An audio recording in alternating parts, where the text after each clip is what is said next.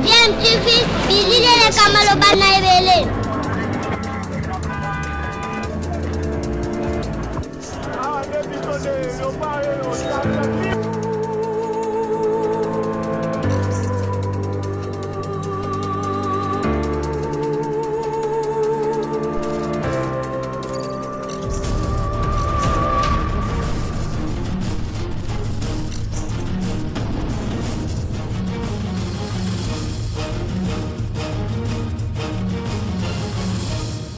Tu veux toujours un enfant. C'est ça, il y a rendez-vous des auditeurs, émission Nabino, émission Nabiso, où vous faites ça comme un sujet d'actualité, un sujet au Italie, au Canadiso, un sujet pour qui parle Biso, la République démocratique du Congo, tout la Kinshasa, vous avez vu le local qu'on fait à Masolo, il y a Mbo Canadiso, mi penza au Leka, au Italie, Makambu ya ville Kinshasa, Makambu ya Covid, vous avez dit samedi le Leki, le 18, vraiment au gouverneur Jean-Tilingo Bila, avec une réunion, le premier ministre Sylvestre Ilunga, na Kamimosu Yaboka, quand il y a une réunion, on a besoin de bongo bamiko ebele, notamment au Italie bongo, où on a bongo processus de déconfinement, il y a commune, il y a Gombe, puis le port obligatoire, il y a masque. Oui, depuis la décision, il y a confinement à Gombe, le lundi 20 avril 2020, et ça dit bon 14 jours, hein, donc en principe, lobby, il faut déconfinement et banda, et puis le lundi, on va dire le port obligatoire, il y a masque, qui doit y public, il y a à Kinshasa. Alors, c'est le poto ça la radio de Chinois, vous venez à faire ça ma bino, éviter comme les on attaquer sur les réseaux sociaux après ma confirmation, après l'échange, na service à gouverneur et la ministre Emoko, et le bongo ministre Charles Mbouta Moutou porte-parole du gouvernement provincial pour la région de Bito, na banki besoin na kit na ezara pour lele, besoin na ndenge de Karine Ziwana. Et Zalaki a Zalanabiso le rendez-vous des auditeurs et pour répondre à la question chinois. Car si malheureusement, pour s'excuser, la dernière minute juste ce matin, j'ai eu un message naïe que à 8 mois, quand on a d'autres et qui permettent de faire à Kukabongo pour rejoindre l'Iso. Il était question aux Alama, ministre Moko, ministre Tengue, au ministre intérieur, ministre AI intérieur pour rejoindre l'Iso Kati, qui est puis à aller bloquer la réunion Moko, na niveau, il y a Massina. Alors, à service, il y a communication, il y a hôtel de ville, confirmer l'ISO, qui doit annoncer, pour s'excuser par la ville, avec Malandi, du rendez-vous des auditeurs, vous avez délai des milliers, vous allez poser la peut-être pour votre question, tout s'excuser, et que tout rassurer, que lobby mardi, ministre Moko, il y a gouvernement provincial, a dit ministre Tengue, l'ISO, à Rosalana, dit qu'on a rendez-vous des auditeurs, qu'on a pour répondre à la question, et surtout, ça tombe bien, l'ISO, formellement, le gouverneur a annoncé bon, la mesure, oyo alobaki yango ya samedi lelo peut-être par un acte légal pour annoncer yango peut-être un arrêté peut-être que la décision ni va couper ça qu'est-ce qui est prévu surtout ici qu'on va être sur la réunion surtout avec la primature avec le premier ministre et l'équipe oyo bazo par la Makamboana il y a Covid awana Kinshasa donc ministre Charles Mbouta Moutou à cause de la dissocié la tombe de l'autre, je rappelais tout le message d'ailleurs et que santé est tout ici. Nous avons remplacé du programme de l'État pendant que nous déjà la réunion na côté à Massine avec les bourgmestres, mais à vous rassurer que lobby mardi à cause de la Awa. D'après coordonnatrice, il y a communication, il y a gouverneur au niveau de la contact. Merci beaucoup, vos informations, Makati, j'espère que ça arrive, c'est ça aussi, il y a des liens, il y a toujours. Cela ne nous empêche pas quand même, il y a que la sujet, mais c'est que premièrement, on a dit nous beaucoup de Makati, peut-être que nous avons fait une réunion Kalaté, pour permettre de la conduire à Mboka, la conduire à Kinshasa, pour la Makati, nous avons à disposition pour la situation réelle, il y a à Kinshasa. Bote la bino ba ko zola dabi ko na machine na Petro Congo ezala na Kimase ke ezala pe na Yangwe. Alors solo il y a les rendez-vous des auditeurs dans la ngamo côté dans la grande ko Maxime Macabre Maxime Bote. Bote d'ailleurs, il a des arts liboso, il a suivi aussi au Limboula, pas Limboka, les téléspectateurs de notre canal Congo Télévision, bon auditeur, il y a Radio Liberté, qui fait ça, où vraiment, il y a un actif pour le Yanelo, va poser, il est porte-parole, il y a gouverneur, il y a Vigadou, de Sage, Antiling, Gobila, Ouadjali. Porte-parole au gouvernement provincial, hein? Le gouvernement provincial, Sarle, Boutamboutou, il y a un actif, moi, quelque chose d'ailleurs qui veut payer, va poser mon amour à Boutamboutou, mais, Matt Zali, Rémi, Apoya, prochainement, même pour le Yanelo, lui aussi, il faut annoncer, Kengeli, Ouadjali, ministre provincial AI, il y a intérieur, puis en charge, il y a environnement, c'est que lui, il faut que ça ait lobby, beaucoup, ça va question, il dit non, beaucoup, on a frigo, mais lobby, donc beaucoup d'attentes, il a proposé, une boucle, où va aller vraiment dire, il y a du saut, il y a qui cherche à tout, il a dit non, on a compris ça, solo, on a la décision, au cinéma qui vous soit, par rapport à l'apport obligatoire, il y a masque, congolais, il faut à la masque, question au but de poser, là, si on veut beaucoup fait ça, par rapport à la sujet de la mission à mon Lélo, où il sera les auditeurs, une émission interactive, où il fait ça, vraiment, nous dit ça, il a coupé ça, il a coupé ça, il dit merci beaucoup pour la bande de la internet, la photo, merci pour la fidélité, pour le message, la bino, au signe de la radio, observation, ma remarque, la bino, ma proposition, ma sujet, merci beaucoup, ça montre que vous êtes très intéressés dans ma camuzo, le Kanamboka, Bisombo Kanabino, République démocratique du Congo, donc vous l'avez dit sur l'internet, la photo partout, rendez-vous des auditeurs, équipe Mobimba, merci beaucoup, Charles Mboutamutu, ministre provincial, le gouverneur et puis porte-parole au gouvernement provincial, a été à l'objet santé et Tungisi, ministre provincial et intérieur AI, Sengeluto, d'après la communication, on a dit, annoncé par les auditeurs, les téléspectateurs, on a dit qui à cause de la lobby, on a dit, on a rendez-vous des auditeurs. Merci beaucoup. Alors, cela ne nous empêche pas de continuer l'émission, on a eu Koloba, interactive, la vision, émission, les rendez-vous des auditeurs, actualité, vous avez dit, décision, il y a Tika, port, désormais port obligatoire, il y a Mat, au moins il y en a un tiers, on a l'attaqué, mais comme on a dans l'émission, il y a Christian, on a fait, Maxime, Azar, après l'émission, on a fait, ah. C'est Daniel, il pour la mission. C'est la guitare totale, la force. Il faut qu'on donc, comme moi, budget supplémentaire, ma carine de dire, là, tu as on est arrivé. Ici, elle écoute,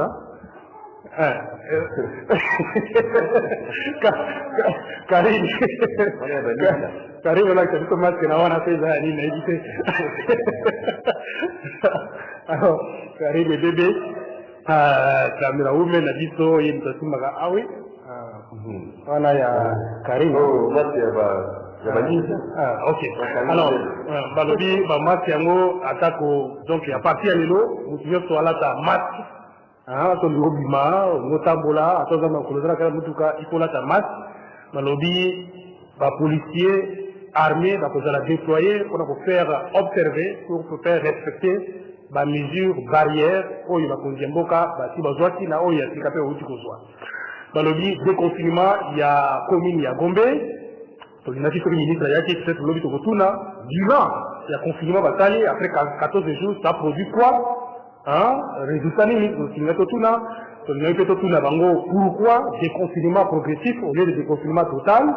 Il y a Gombe, mais qui sont peut-être le ministre, comme à la télévision, il y a lobby, donc il y a des questions, voilà, parce que il y a Dino, ma quantité à déconfiner déjà de façon progressive, comme il y a Gombe. Là, surtout, comme ça, l'effort obligatoire, il y a des masques, bojui, tout peut des décisions, on a besoin d'apprécier en gros, comment la mesure, on a yaka, besoin d'apprécier en gros, surtout que le but contrairement à ce qu'on va arriver, contrairement à les propositions, il y a docteur Mouyembe Albati qu'il fallait confiner, élargir le confinement, il y a ma commune voisine, il y a Gombe, Kassi, ça y a voté, à proposer que le couvre-feu de 20h à 5h, ça y a voté, mais pour l'instant, on sait que la mesure de confiner, la barrière, la police, vous avez toujours place de là qui font la Gombe, et puis des confinements progressifs. Donc, ma question précise en tout cas, tu retournes à l'objet, mais bien vous faites un mécanisme. Bien vous benga, tant de mal à dire les vous apprendre à rendre les vous yoki à rendre les.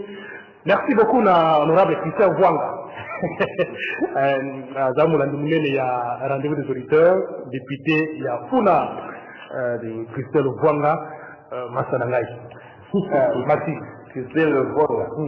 Donc, les amis, c'est 10 millions. Donc, ça a plus de 10 millions. Hein, et ce sont les auditeurs. Donc, vous avez plus de 10 millions de Chinois. Au bazar, la capitale, là, on est obligé. Désormais, il y a pour là sa masque. Il y a pour là sa casse. Il y a pour là sa balogie. Vous savez, on va aussi quand on va finir. Vous avez dit que ça, on a ici. Vous avez dit que ça, on a ici, bah, pour tirer, bah, vous allez dire que ça, vous allez dire que c'est comme 1000 francs, 500 francs. Mais c'est ce qui est important. Donc là, ça casse les wana. Vis-à-vis de la décision, bah, qu'on dit à Mboka, bah, lui, tout vraiment, tout se soumettre à la décision, bah, qu'on dit à Mboka, ils allaient pour là, pour préserver, bah, vie, la vie, pour se prévenir contre la pandémie, le coronavirus, ils allaient qu'au Boma, vraiment, bah, Mboka est belé à travers le monde, mais également, la Mboka, la vie, au Congo, bah, ils allaient beaucoup faire la pandémie, le coronavirus, yo, ils allaient qu'on dit Mathieu. Vous allez comprendre que les maladies réellement. Et on va multiplier la stratégie pour passer là au monde. Alors, les rendez-vous des auditeurs, merci Macabou. Comme militaire, les autres ont profité, la vie sur la vie va bien à moi, parce que dernière émission de Scali, juste les attentes et tout ça, c'est les rendez-vous des auditeurs. Les rendez-vous des auditeurs, ils allaient émission principalement à la radio, tout ça, on fait la relève directe dans la télévision. Voilà pourquoi on a un rendez-vous des auditeurs, parce que les allaient émission, il y a Radio Liberté, Kinshasa, Doudou Moti, la route au Kota, les lois et les tailles, alors, merci beaucoup. Comme d'habitude, il y a ça l'édition de musique. Alors, Kozana Bino et Longo, tout c'est vraiment la statistique, il y a Covid-19, à Kinshasa, il y a comme déjà 332 cas, parce qu'on a vu 5 nouveaux cas lobby, et ça dit 332 cas, dans le lobby, Koufi 25, et puis, Biki, Baza 27. Kozana a une centaine de cas, où ils allaient dans suivi. Na ba minganga teo c'est bon évaluation te ba la suivi na ba cas suspect une centaine voilà donc c'est ça un peu la statistique oyo ba petit soirée il y a lobby pourtant ça évolue peut-être que les lots ça peut encore évoluer autrement voilà pour l'instant situation yangwana moment ndeni na ba décision oyo ba misiri ya sika oyo gouvernement provincial azali ko annoncer ou asili ko annoncer. Après réunion, avec le Premier ministre, inspecteur, commissaire provincial à la police de la Kiwana, général Kassongo, avec la réunion. Alors, tout le monde a auditeur, télévisateur, on a dit que Bobé, il y en a 082 33 33 749 082 33 33 749 vous faites ça bakani sinabino biko mo eto ba question ni zatu kwa question so to bomba ki to lambiango et vous la bongo ministre lobby hein to tu na pourquoi les pourquoi il y a port obligatoire il y a masque hein ba peut dire que pourquoi ba décision ndengwana ba ngoni ba dit que mais pour l'instant ça ne vous empêche pas ou ça ne nous empêche pas vous et nous quand on ko bongo fait ça bakani sinabino na weza koleka. Allô, bonjour.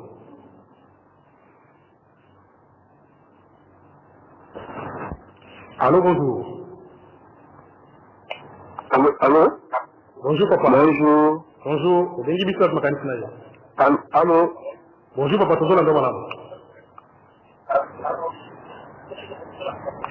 Na bengi vino na commune à Lemba. Oui. Na Kanisinayo. Oui, makisi na ngai na ngina bakisa par rapport ya bapoire au bapeshi pona kola. Oh là là, malheureusement, des co-accueillis.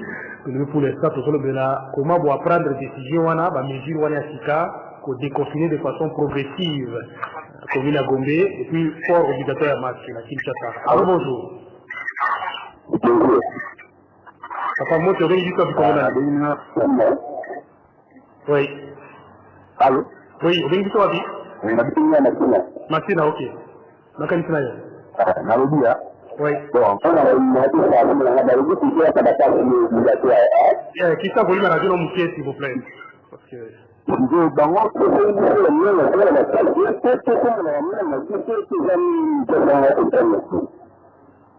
la question? Oui. Oui.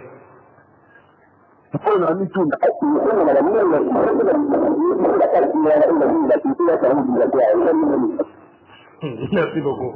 Donc, question, c'est très important. Je crois que le ministre, ça va voir, pour répondre. Alors, il faut cache ou masque est obligatoire. Mais est-ce que, autrement que le gouvernement provincial, vous avez un masque, est-ce que, bon, il y a un masque obligatoire, il y a fabriqué un makuta. Est-ce que c'est facile, vous pouvez faire les poutres? Chose dans les poutres, il faut même pas la tailler. Allô, bonjour. Allô? Allô, bonjour. Allô? Allô, bonjour. Bon, nanga lo baboya. Bon, makambo wana kwa balo baiza mabete pona confirma mende eloko moko na kolingana kote ba gouvernement provincial batikana makambo ya pressé ya kokanga. Po kokanga wana et de provoquer tout sur makambo mosusu. Ozomona po omoni programme non sur le par exemple de quoi ba recevoir. Aula tapeka tina bandobele la o lemba. Donc bilo mosusu eza bien mende bazano pressé ya kokanga te.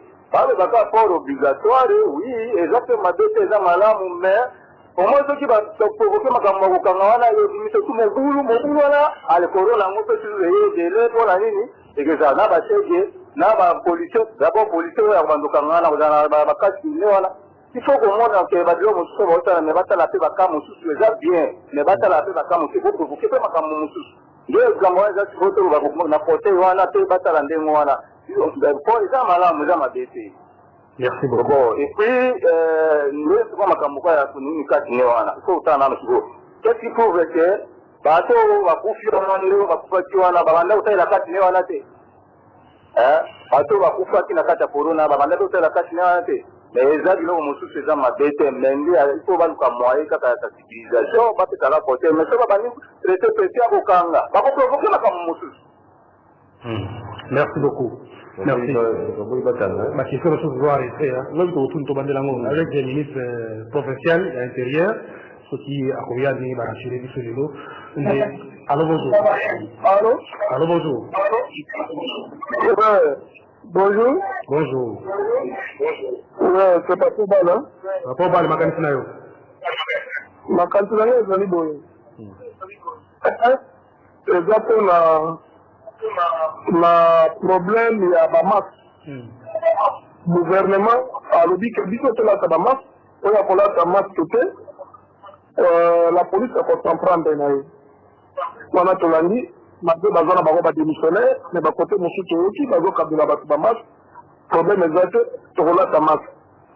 Mais là comment on dit que faut que le gouvernement biso a dévancé.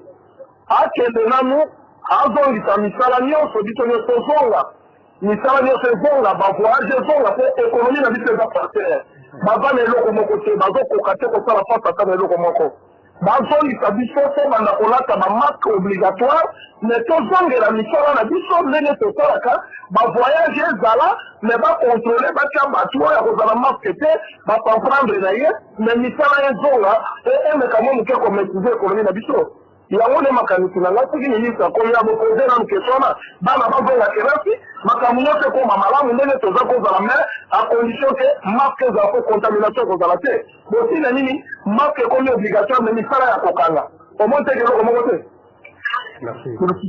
Merci papa. Depuis Massina. Depuis commune il y a Massina. 082 33 33 749. Allô, allô, bonjour. Allô? Allô, bonjour. Allô? Allô, bonjour. Bonjour. Là, bonjour. Na commune ya Ngaba. Makanisi na yolo. Comment on a dit que bon, makanisi ya Ngaba. Yango ko na wini yango ko sala biso wana. Sebe ko na kala ngo na explication 300K, 200K, avec la tuni mais ba cha ba tuni ko kala kala ya ko na ko. Merci. Les gars, les amis, encore des moments que vous avez là-bas au fond, il doit aller pour faire ça. Merci. Donc, on va dire que ça me l'a pas pour nous parler à l'origine. Nous devons tirer carré les bébés à Zawat. Et ça, la tête, on va te donner la question à la suite. Parce que ce que nous connaissons, c'est la psychologie, c'est ça qui nous dit à la situation. Et nous pouvons le faire, il y a qui va venir en temps, après maladie. On a fait que ce soit la ville, c'est même pas comme une dans le je pas comme une famille. Mais à 10 ans, la gamme à 300 cas, à 200 cas. À 200 cas, on peut dire, on peut faire un cas de deux. Nous devons une marge de les actions à la communauté. Pour la nuit. Qu'est-ce qui doit se pour la population? La population de tout le monde sur la vaccine, Nicolas, dans les situations de plaisir. Tout arrive à ce point. Merci beaucoup David, je suis commune ya Ngaba. Merci beaucoup. Misuna na wana ekozwa eyano na rombo ya lobi comme ministre et président ministre na plateau na dino ya toute activité en liberté qui ça. Allô bonjour. Oui allô. Oui bien du soir pour mon Oui bonjour. Bien du soir pour mon na dino na commune na Lemba. Comment on a bon pour na ngai na ngai kabino boy. Le monde la remarqué que confinement au Boussali pour la commune à Gombe. Par rapport à confinement, après confinement, changement mon projet. Au contraire, un nombre de signifiés. Dans le monde, on a dit que c'est une de missions anciennes à l'Ingala. Parce que, tu vas pousser, ma demi est à la police. La police a dit que la mission pour les gens à l'Ingala va comprendre bien, va comprendre rapide. Et en plus là, aussi, toujours continuer Kaka, n'a pas dit parce que, nous, dans les médias, pour la stabilité, imaginons aussi, toujours nous, dans la France 24, à tout moment, dans la stabilité, nombre de morts, voilà, c'est tout ça, va faire tout le monde. Mais au contraire, dans le Congo, nous, c'est la toujours politisée et confidentielle. Nous, dit toujours continuer la politique, ou la santé, ça, la couleur politique. Il y a un autre chose, dans la générale, quand on a beaucoup de temps pour nous. Alors, pour un match obligatoire, mais les lois, les lois doivent passer dans la terre pour continuer, pour là, qu'un match, pour dépasser que base à la contaminité. Mais en réalité, sur le terrain, je ne crois pas qu'il faut passer une ligne générale à l'objet. Parce que le général Alba est français. Dans la mission à Mingala, les lois, nous, c'est la Mingala, nous, c'est pas comprendre. Les choses aussi, nous avons un bout de publicité. Merci beaucoup. Le match, nous avons partagé la ligne de Merci beaucoup, Ndeko. Effectivement, nous allons qui, par rapport à ça, connaissant la préoccupation de la population, nous allons qui, tout calater rendez-vous avec le ministre provincial, il y a porte-parole pour faire l'explication, mais nous avons un message que, santé permet de traiter, moi, il y a que l'État, collègue, à l'intérieur, région de l'État, de l'occupation, surtout, à rassurer, qu'il y a un lobby, à 8h15, à CCTV Radio, la liste, à rendez-vous des auditeurs pour répondre à la question de la binôme. Voilà. Allô, bonjour. Allô? Allô, bonjour. Bonjour. Bonjour, papa. Nabeni na zanda télécom. Oui, la télécom. Bonjour, télécom. Nalobi bonjour. Oui. Donc, la marque est vraiment habituée. Mais également, quand on va le dire que c'est dans le relais à la marque. Nous avons une banque. Parce que la semaine de toujours le voisin de télécom, pour comme on a marqué numéro 5. De l'homme 5, le marqué numéro 2, comme on a eu le 5, comme des amis de France. Nan wan kuna la utoto kumenan olongo wan kuna na gestion ko comme na zika comme on pensait bien bon mon wana c'est tout vraiment le de que la gagne dans la table donc c'est la gagne en tout le tout sur la table mais le comité que la gagne comme je dis tout les choses bon on trouve il fallait pas bandaboui on en a il fallait pas bandaboui la soldat on va couper la barrière. Il fallait pas banner dans masque on a quoi dans le masque que la touche. Toi après ne plus qu'une semaine, nous te regardons déjà. Déjà que ce masque il y a 5 jours. Nous avons 5 francs nous pose joie et nous na dikam. Et bien zanga ya ngomu na dikam. Voilà un peu contribution na la question de ministre. Merci beaucoup Ndeko depuis Télécom. Voilà vie à Tamakuta. Voilà ici on a aussi Otongi tout ça bon. Faut le Cambongo le Katayer, il t'a mis balai chaque 2 jours sur la gamme. Allô, bonjour. Oui, bonjour. Bonjour, maman. Oui, la dernière fois passé à Kankokol. Oui, maman, depuis Kankokol. Ma canisse là. On se demande que nani confinement au Basali na Gombe. En tout cas, je vais produire au lot de mon côté. ka eza kaka komata. Sikoyo bazo-oblige biso tolata bamasque. Ntango tokolata bamasque wana nde kodiminue effectif wana ou bien bakosala ndenge nini. Parce que biso tozondimela ke maladi wana ezali. Ezosala biso pere makasi. Ezobandisa biso. Ezosenga gouvernement na biso aluka moyen nini akobloke bacommune bazili ya Gombe mpona koluka bamaladi wana. Maladi eza seulement na Gombe te, eza partout. Basala ndenge balobaki ke bakotya couvre te, basala koki basunga biso mpona maladi wana eyeba moyen ya kodisparaître na mboka na biso. Voilà ma contribution. Merci beaucoup, maman, depuis Kankokolo. Maman favorable, on retrouve rester dans le confinement, dans la commune voisine, il y a Gombe. Oh, ma commune, nous avons compte. Allô, bonjour. Il est quoi qui est 082 33 33 749. Allô, bonjour.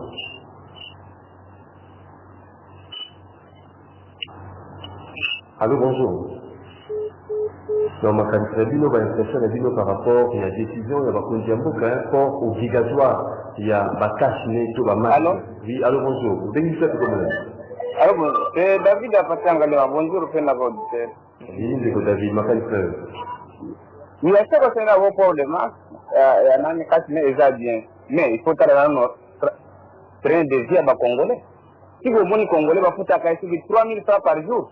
Si vous multipliez par 26 jours pressés. Quand moi, je suis 3 000, c'est le militaire, à savoir la Ousma Masca, à consommer combien? Mais le gouvernement a assisté à rien. Baya on a 100 jours, balongore compétence à Tibala, Bakina Ouya sur l'Ompiso, Bali, Mbongo, Bandamana, la Belgique, la France, les États-Unis. Pour appliquer ça, 104 la Constitution. Et comme ça même, comme ça, même à table française. Maintenant, droit commun, au Kangalé, à cause de la Gontivi, là, na Foucault. Parce que ça, les matchs à tirer, mboka par terre. Les terres, c'est assez. David, de combien de temps je vous ai dit, rassemblement produit, non, pas. Non, c'est pas par rapport à port obligatoire à match, oui. Oui, il le gouvernement a fait signer. Mais justement, quand on prend en charge, pour vivre comme si tu as na Zamba, na Jen, c'est le gouvernement qui prend tout à la banque centrale, à la Tofuta, à la tout ça. Même si, si c'est un Congolais, il faut 3 000 francs par 26 jours, c'est 3 000. Alors, avant de consommer, est-ce qu'il y a une provision sur ce médicament, tu vas en accès à ce médicament. Mais on peut le faire sans assister à la communauté, pour la provision, et pour le mariage, tout ça, la communauté. À retour, ce sera nous. Vous ne savez rien de le faire, même la Chine, là où il y a un rang social quand même appréciable, mais ça va mal. Ici, chez nous, nous sommes pour Bamio, tout ça, à la fin de bon, nous prendre en charge. Merci, Nico. Pour l'État, depuis. Merci beaucoup, Nico David. L'État, l'autorité, on va distribuer des masques par les Congolais au lieu que les Congolais ou les Chinois, on va distribuer des masques. 082 33 33 749. Allô, bonjour. Allô, bonjour. Je vais vous dire comment on a. La dingue de la commune de Lemba. Comment on a dit? Comment de que. De que dit contribution. Contribution, on est allé à deux volets. La BIMO d'abord, en principe, aujourd'hui, c'est bon, on fait la sensibilisation. BIMO peut bosser avec le Banda d'abord, pour accompagner les mesures du gouvernement. Les amis sanitaires, bateau va pour intervenir, le gouvernement, pas capter ta masque, pas capter la boîte. Quand vous tombez la maladie, le gouvernement a fait un truc. Quand on est capable de boumou, sur le renouvelation de la pharmacie, sur le renouvellement de la gouvernement. Quand on est la camarade du mieux que tout gouvernement de la première habitation. Sur la lobby, sur le masque, pour yomoko, pour se prévenir, pour se contaminer, pour poser un anneau ma casse. Il faut que nous avons dans la pays, nous avons besoin d'attendre mon nom dans la masque ici. Même si le nombre de masques dans le pays est dans un bon milieu à commander sur le Canada, nous avons moto à ce niveau que se prendre en charge. En charge. Mano batanga la tête, il est comme d'Afrique la bombe nerveuse. Le carburant, déjà, on a mis tout cas, il est comme d'Afrique la bombe carburant. Non, c'est que tout le monde peut conscientiser bâti. Moi, si on est allé pour l'intérêt d'ailleurs, on se contamine, on va maladie, on coupe passé. C'est pour ton intérêt. Nous, on va dire que ça là, on a eu bâti, tu t'exposes. Donc, on coupe à ton couille, on mouille, on continue que liba. On te dit, on connaît que ton labanda. Ce qui est important, d'aller sur le bâti là. Il y a une zone qui est en bas, il faut pas la bino. Donc, c'est lui qui coule. Plus que tu sensibilises, tu prends de vue à bâtir au sensibiliser. Quand bâtiment, on ne comprend que vous avez le devoir de recadrer aussi. On parle de Makamou Zali sanitaire et la santé, donc il y a aussi un problème sur ce point-là. D'abord dans l'éco, vraiment, il y a mis dans les amis qui ont des consuleurs dans des assises stratégiques. 60 à 70% de la population va se dire que c'est quand on va dire bâtiment à Gombe, c'est aussi un moyen de confiner les gens. Les gens ont été confinés chez eux sans pour autant de savoir. Donc, bateau va finir à Zandou. Avant d'aller dans Dakou, on va dire que avant d'aller dans Dakou. C'est là qu'il y a confinement plus partiel. Les gens ont été confinés indirectement sans le savoir. Surtout la bilan, ainsi de suite. Bon, c'est vraiment précoce parce que quand même la pause montante. Merci beaucoup. La part exacte aussi c'est nommé, donc c'est un peu ça. Merci beaucoup. Alors, allez, vraiment, moi 30 secondes, ça quand même moi mise au point, ok. On a découvert que Guy a béni la Lemba, parce que je sens qu'il est responsable. Mais ce qu'on a dit, on départ, il y a une émission, tout le monde a noté ce qui a été dit par l'autorité provinciale. Nous avons dit que Zaka a été toi, tout le côté, ça m'a dit, philosophie et émission des rendez-vous aux auditeurs, ils ont dit, quand l'autorité a pris décision, il faut que ma qualifier la population. Donc, philosophie et émission des auditeurs, ils ont dit que tout côté ça, point de vue de l'amitié avant. Parce que nous sommes d'accord, non, la donc nous avouons ça. Le fait déjà de constater toutes les missions à la télé et à la radio, ça veut dire que nous contribuons à la sensibilisation. La sensibilisation, ce n'est pas seulement d'avoir un seul point de vue. Il faut un point de vue dans la divergence parce que ça peut aider les autorités, il y a pour améliorer ou il y a pour faire avancer la discipline de l'autre. Pourquoi on a l'autre, le gouverneur à la réunion avec le Premier ministre, à formaliser ma décision, mesure à notre samedi, par un arrêté certainement. Alors, l'objet que vous avez, ministre de l'Intérieur, la province de Kinshasa, va confirmer ce que vous avez dit, il y a des compétents pour répondre à ma question à la population. Il y a pourquoi, la masque de façon obligatoire à Kinshasa, pourquoi va aller des confinements progressifs et à Gombe, on va répondre, donc, il faut pas la positivité. Donc, et puis, l'émission Les Rendez-vous des auditeurs, c'est une émission interactive. Voilà. Merci beaucoup, Ndekogi. Je crois que c'est compris. Donc, Bissot de nous sensibiliser. Sensibilisation, c'est de parler de ça, c'est une sensibilisation totale. Allô, bonjour. Allô, bonjour, Jean Médard. Bonjour, Martine, c'est camarade de Rigobert Baléki. Bonjour, Rigobert. Rigobert, voilà. Il y a une précisé pour un dégât au sologa, qui est santé publique, ils en charge à l'État. L'État, l'État fait une décision pour la masque. L'État mais l'État peut mettre des moyens pour la couille à moins pour permettre une population à un aspect facile. C'est ça que nous avons. Maintenant, encadré pour l'État a zali où sa santé publique est assurée en charge à l'État. Mais comme vous avez la malaria, ils ont la cahier en charge. C'est mis au point pour un découvert. Bon, encadré pour ça la sensibilisation du manteau au choix par rapport à la COVID-19. Concernant la décision du gouverneur agit ou concernant la sécurité des îles en Moka. Là, on a mis tout nous. Confinement à commune à Gombe. Ils ont pris 14 jours par rapport à la date d'activation à la COVID-19. Il fallait par exemple quels sont les résultats basés par rapport à la situation où on va qui n'a commune à Gombe. Mais si on va commencer à dire confinement comme des progressifs, c'est qu'il y a toujours un problème. C'est qu'il y a un problème. Au début déjà, il fallait déjà battre à tout pour la masque au début pour éviter la propagation et la maladie pour eux. Mais si tu dis déjà, tout Kaboli dans la population, les lotos là, ça va mal. Il a mis de tous déjà, qui pourrait mettre maintenant le résultat par rapport à moi, même un peu la parce que la population est présente, parce que la Tamboli va marcher, tout ça va Kaboli à moi. Le gouvernement c'est l'intérêt de la début. Parce que dans une vision comme telle, dans une situation à maladie où aujourd'hui dans la pandémie, il fallait le gouvernement dans la vision, il y a détermination pour la éviter la propagation à maladie où il est dans la partie. Il y a des essais des choses. Ça là va vite couvre fait. Le gouvernement a vu que c'est difficile comme ça la couvre-feu, étant donné que dans le secteur, nous sommes sous sécurité aux alateurs, les criminels, tout ça. Donc vous dire que non, la sécurité est dans la côté. Parce que son gouverneur de Kouroubaté qui va faire la couvre-feu, parce que couvre-feu aussi parmi les éléments pour empêcher le groupement à la gêne, la boutique va tourner dans la pointe au solo, la boîte à ma solo. Alors, le 8e, on va la montée, la vie va étudier en modalité. Mais dans la vie déjà c'est difficile, la langue qui est là c'est difficile. À Kouroubaté, la montée pour la raison sécuritaire, c'est à l'Obagi. Le port de masque, là, ça doit être mesure contraignante pour la motivation sur la lieu public face à Nango. C'est vraiment nécessaire. L'activité est donc, on a mis tout mis, mesure à chef de l'État, de 4 semaines. 4 semaines est couvert depuis le 18.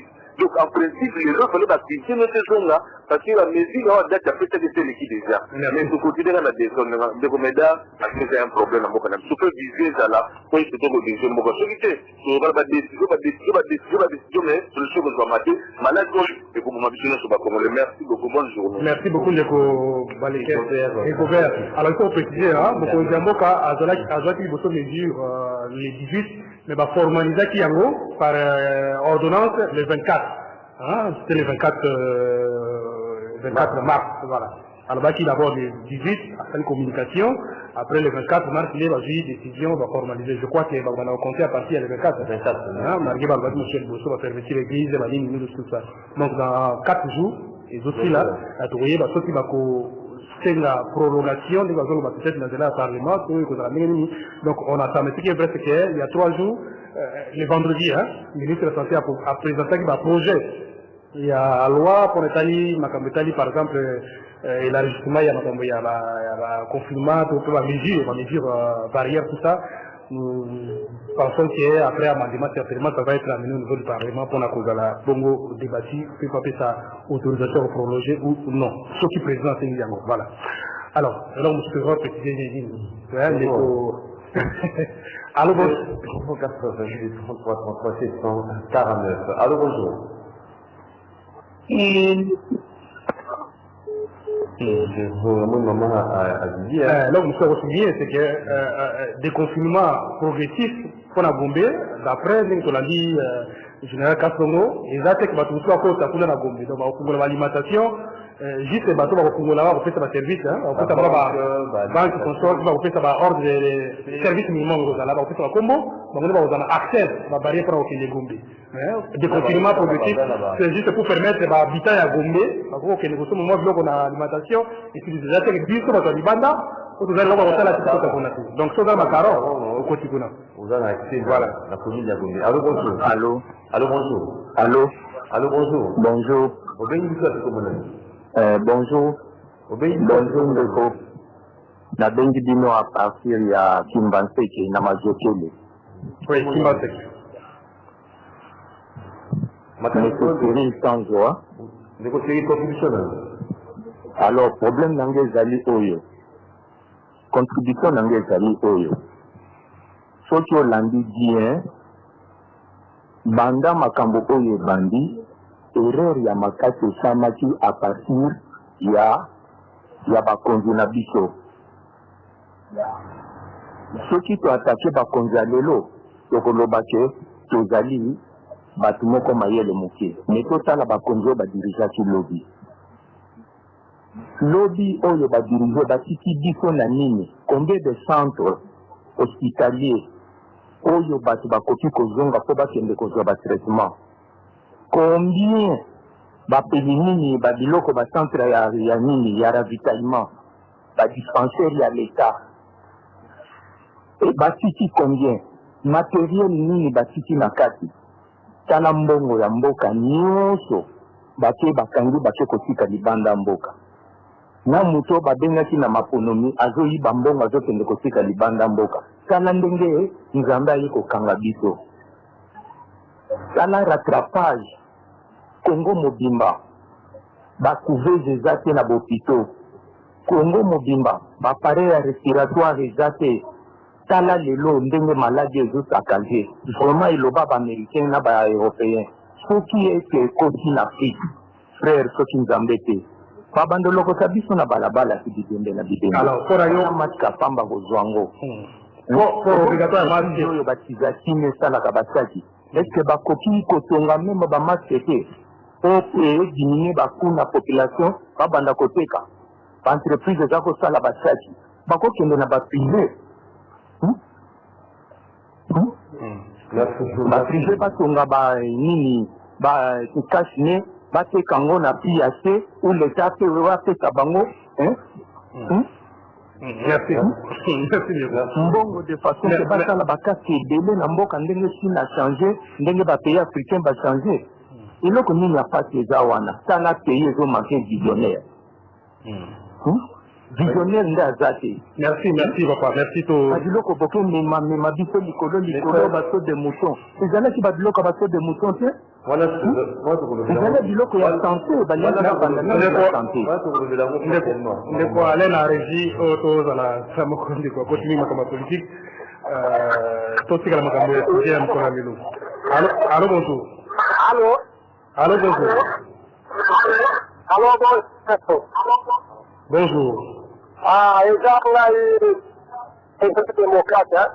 Karine, vous avez dit que Congolais démocrate. Intervention des alliés, pour un problème, il n'y a pas marqué.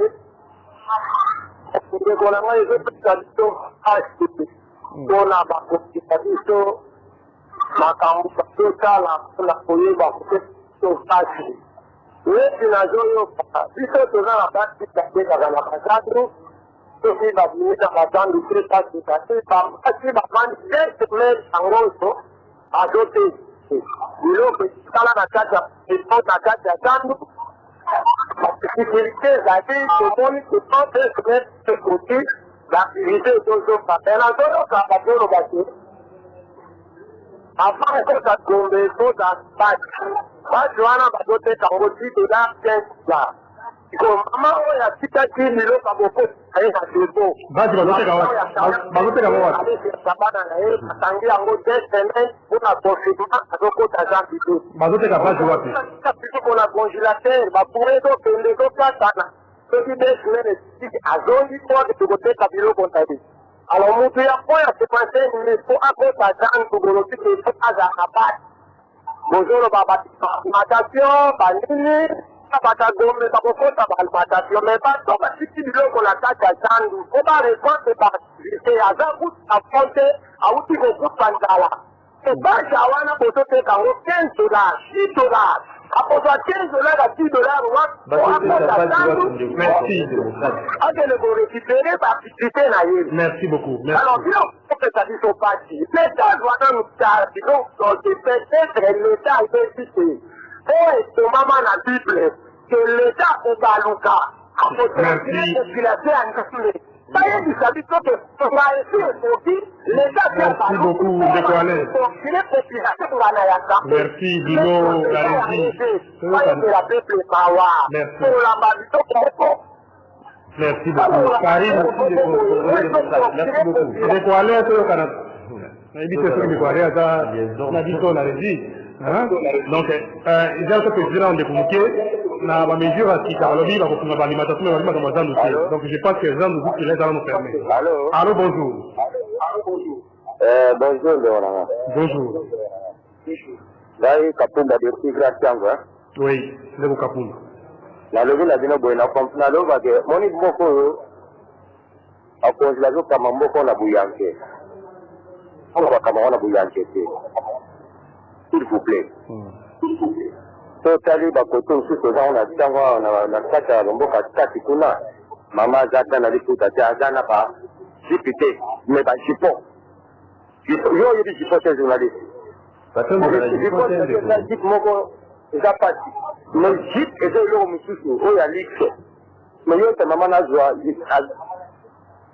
liputa na ye jipo na hasta la kati mais donc quand nous on attend que ça lango a soit le canam bon à tailler ko batumila yango azana tensa kwa le sabat na miko ne de la difficulté boye nous on va considérer que ba décision que mon attend ma décision ça pour la santé na biso mais ba ça du zambo na bilanquete c'est ça malamu te merci ngambete akolinga biloko wana te donc on a eu ko lata masque zamabe et ça malamu mais c'est to kali les gens ont dit que ate loko moko asaleli biso ezate ate loko moko ti apesi biso to opele ndeko azo lobaka malaria kino bozopesa bavacin opele awa ti azo lobaka bamboka nyonso apesi eloko te bamboka nyonso afrika mike mike oyo parce que ça ça va ça na nini tena kolia parce que na France ba peut ba tia biloko kolia mais bisa to tengi te ba tesa biso biloko kolia parce que social économique ba nini pas na ba tia ne wana pas tu as fait na 200 francs pas que nous commençons sur mango parce que imposer partout parce que tu as besoin encadrement ça et ça malamu te merci beaucoup comment tu dis bon na bouillant na kati wana merci gouverneur annoncé hein distribution au masque quoi distribution gratuite de Salma Mikoloza Koya mais en attendant c'est fort obligatoire donc c'est plus la concept qu'il doit faire c'est fait que c'est très difficile bon voilà tout ça en évidence qu'il y en a qu'à faire pour le moment c'est que faut qu'on ait un masque de façon ndenge ba conservation na biso parce qu'il semble koloka ndaki docteur Mungani azomba ke covid wana il comme tout monde a internet ko kana na mpepe allô bonjour Allô, bonjour. Allô, bonjour. Bonjour, maman. Merci. D'après la lemba, maman Myrène, la faute à faire contribuer, même ici. Maman Mireille, na lemba qui. Maman Koloba, ndeko, nani vraiment mke 20 secondes. Mais c'est moko parce que ça va comme la décision semble qu'il y a encore obligatoirement de se rendre compte sur le monde n'a pas fait ça mais na fait vraiment traîner dans le lobby surtout dans la zone yango par exemple et qui na question par exemple sur infirmier microbe wana se des virus wale ko sala moi quelques minutes na mpepu c'est qui que sauf ça besoin fermer moi tout ça les qui na rayon na classe naza il peut attraper ça facilement pour respirer à vous quoi aspirer à vous voilà c'est ça mais donc ya mami nga pas fait cette précision voilà pourquoi ils ont motivé ce qu'on va comment on la masque na bale public na misala par pour faire face le quoi et quoi na baki zela mais comment le 30 secondes allô bonjour merci maman pour la zone ngo oui na yoti dans le tebele bazo ko la pour na makambo ba prêt na banque Sala bamo nyonso mikolo nyonso misala ezosala na te makambo ezopese na confinement nayebi te soki bino bokotuna ministre le gouverneur alekaki mpona babayere bacomprendre balocataire mais mpona babanquier toyoti balégement na niveau international oyo basutime mwa baniongo bandeko oyo bazwaki mwa bacrédit bakosala force ndenge nini bandako na bango bakobotela yango te oyo bateki banikanda na babanke nasuki wana nalingi nazwa réponse pardon merci beaucoup ministre tokotuna ye lobi parce que lelo Charles a été parce que ministre de l'intérieur rassuré biso que lobi akozala na rendez-vous des auditeurs mpona korépondre baquestion na bino nyonso na banouvelle mesure bauti kozwa mpona mboka na biso ekozala te occasion mpa olo babilan ya gouverneur la 1 ya gouverneur Jean-Claude Ngobila azalaka voté élu gouverneur depuis le 10 avril 2019 donc nous allons en 2020 à Sali. Une année déjà là. Voilà, 12 mois et quelques jours déjà, quelques semaines déjà, dans le qui gouverneur. Donc à l'occasion, il y a un confinement, tu peux lever la lobby dans le ministère intérieur, tu peux faire la question, on a un camusous de Kobozo soulevé dans la émission. On a même tout comme la souka, deux appels juste à souka. Allô, bonjour. Allô, bonjour. Au bénéfice de comment on a dit. Après, il y a une partie à Ndinga. Oui, comment on a dit. Comment on a dit Mbadou. Mbadou Makanisnel. Makanisnel Zabou. Soki otali bafiso bazalaki liboso batela bato bakoma moto oyo akotia kasine ezali moto aza maladi to moto oyo akoprofite ye oyo aza na ye maladi te moyen alata yango ezali mais comment bokoyeba bato bafisi kote okoyesu na biloko mosusu epengaka leta congolais ye nde aza na mbongo po tomona bamboka mosusu nde nini bagouvernement baprésida baministre bambongo na bango po te basunga bato awa bagouvernement na biso aza na mbongo etemeli abimisa mbongo na ye oyo ezali oleki toyoka mpe bayisi biso mbongo oyo babuki boye abimisa mbongo asomba bakasine akabula ndako moko eyansi po oyebake mboka oyo ezali mboka ya nzambe ezali te kopesaka information lokuta bino bajournaliste po bolinga so balobi yo bazwi pesi bato bokendaka boverifie bato wana baza wapi na hôpital nini batie bango benata becrétien faciel na boyebisani olisi sikoyo ata ata moko eza na kongo te soki ata wana ezali bopesa bango bapastere basambela bango po bango bazalaka na nzambe bamaladi wana ekobika po eza bamaladi ya pamba sida kuta eleki yango cancer mpe eleki yango na suki wana. Ça c'est bon, logique là, Allô, bonjour. Allô? Oui, bonjour. Oui, allô, bonjour. Oui, allô, bonjour. Bonjour, Monsieur la commune de Matete. Commune de Matete. Commune de Matete, monsieur Chico. Monsieur Chico. Oui, papa, Nalingaki na baksa apport nanga par rapport à masque. Oui. Là, notre gouvernement doit être responsable. La mesure est donnée qui doit aboutir de l'autre côté. La vente d'abord la réunion technique, où va réunir d'accord et donner où va communiquer les résultats.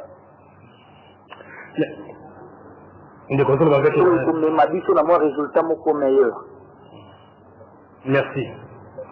Merci beaucoup. Mais je pense que ceux qui sont vraiment responsables, c'est Bakouboma Batibili.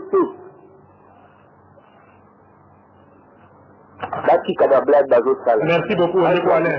Une fois pour toutes. Merci, Ndeko Chico. Merci beaucoup. Tout comme la Souka, appel beaucoup de la deuxième tranche, la 10h30. Émission Ndeko Kari, nous la faisons chaise. Nous allons inviter la vice à Marc, nous qui jusqu'à 22h, c'est qui d'accord, qui ministre provincial, Atali communication, c'est parole du gouvernement provincial. Charles Mboutsamoutou, mais nous avons à 8h, toujours message. Comme quoi, censé naïe et Tungiti, il fallait la remplacer par un collègue naïe Sengelito, mais elle a déjà occupation de la nouvelle machine à moyen région de la cité, mais à rassurer Bisso, du moins à travers le service de communication au gouverneur, qui soit annoncé que le ministre provincial a Koya lobby, à 8h15. Le ministre Sengelito a dit à 8h15, on a répondre, j'espère que lobby, chaise ou on est aussi à la sous-vidité. Mais non, si tu vois les vite, lobby et vous la vidité et la vidité tout le monde m'a dit qu'il faut réaction à bien pour la nouvelle mesure où il va annoncer mais ce soir vous savez peut-être qu'il évolue parce que à ce moment même semble-t-il d'après l'information vous allez au gouverneur va courir déjà aux réunions à premier ministre ou bien va voter la réunion dans les heures qui suivent pour formaliser bon la mesure il y a 6 cas. Nous allons avoir tout déconfinement progressif à Gombe, nous allons port obligatoire à masque, nous allons avoir déploiement à l'armée et à la police, de façon formelle, nous avons l'occasion que le ministre de l'Intérieur a fait sa précision sur la décision pourquoi le masque est là, obligatoire dans la ville. C'est ça, pourquoi le déconfinement progressif, il y a combien à Gombe. Ma question est avec précision que nous avons pas dans la Condiamboka, nous allons faire sa